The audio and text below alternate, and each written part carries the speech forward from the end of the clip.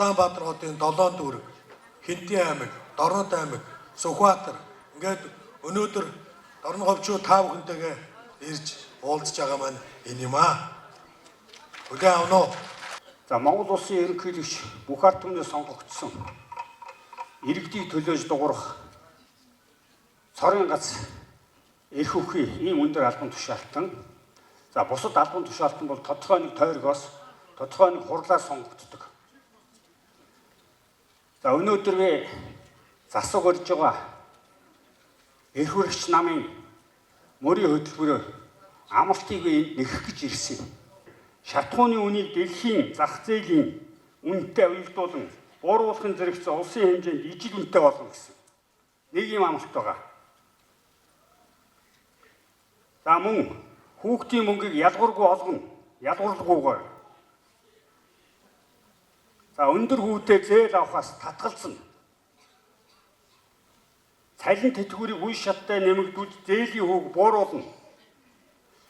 Багшийн цалин урамшуулал, эрүүл мэндийн салбарын ажилтнуудын цалин урамшууллыг ур чадвар ажлын ачаал илүү цагийн хөтөлбөрөөр онцгойсон шинэ тогтолцоо нэмэгдүүлнэ гэсэн. Ийм одоо 30 амралт байгаа. 2016 оны Улсын хурлын сонгуулийн үр дүнгээр байгуулагдсан засгийн газар дахиад сайн шинээр байгуулагдсан засгийн газруудын удаа дараа гаргасан буруу шийдвэрүүд нийгмийн дунд одоо маш бухимдлыг үүсгэж байгаа. Би тэр дундаас зүгээр нэг зүйлийг онцолж асуухыг хүссэн юм аа. Өнгөрсөн ерөнхийлөгчийн сонгуулийн үеэр 16 оны Улсын хурлын сонгуулийн одоо Монгол Ардын намын явуулж исэн төрийн эрхийг хууль бусаар авахыг санааргасан тухай 90 минутын бичлэг нийгмийн дунд одоо ил болсоо. Бичлэг бол одоо эвлүүлэг биш гэдэг нь тогтоогдсоо. Яагаад өнөөдрийг болтол энэ асуудал ингэж чимээгүй болчихоо. Одоо шүүмжилдэг цаг биш, хөгждөг цаг. Тийм учраас тэр жил та манай энэ төмөрзөн сайн шиндийн хойдлог төмөрзөн байгуулна гэж ирээд нээлтийгээд бидний энэ төр шиг надад тасч угтаад ингээд одоо байсан. Тэрийг одоо бид нар их дэмждэг. Одоо таны тэр хүсчээсэн мөрөөдчихсэн төмөрзөн ажил чинь манай энэ одоо 20 км-д нээлтний үйлдвэр байгуулагдахад одоо үнэхээр одоо чухал санал болгонд батлах гэж байна. Тэтгэврийн нас ч одоо юу болоод байгаа юм бэ? Одоо хүүхдээ одоо би гэхэд одоо тэтгэврт гарч чадхааргүй болчиход байна. Энэ тэтгэвэр гэдэг юмыг бол би лав авч идэж өр хүүхдтэйгээ хавсарч идэж чадахгүй өөхөх юм шиг байна.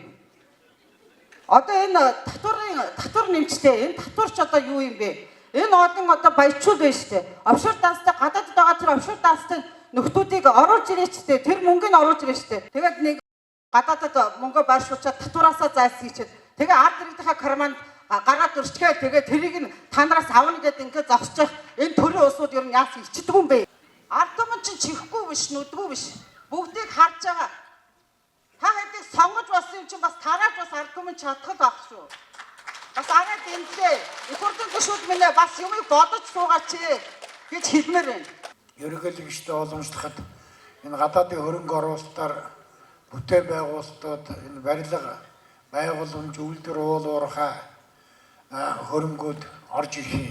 Орж ирэхээр зэрэг хөрөнгө оруулсан тухайн улс нь өөрийнхөө ажиллах хүчнийг оруулж ирчээд тэгээд тэр өөрсдийнхөө иргэдээр ажилласан хөрөнгөөрөө өөрсдөө иргэдийг тэжээгээд үлдсэн нэг 40% манайх авч бүтээн байгуулалтандаа авчгаад цаадах нь болохоор ажиллах хүч нь болохоор зэрэг хүчиндээ мөнгөө зарчгаад буцаага гараа явчихдаг. Тэгээд эргээ төлөхдөө манайх 100% төлөөд ингээд ийм алдагтай тэрний оронд боловсон хүчний өөрийнхөө иргэдээрээ ажиллуулж тэр 60% ажиллуулж явах юм бол бид ажилгүй байна гэж байхгүй.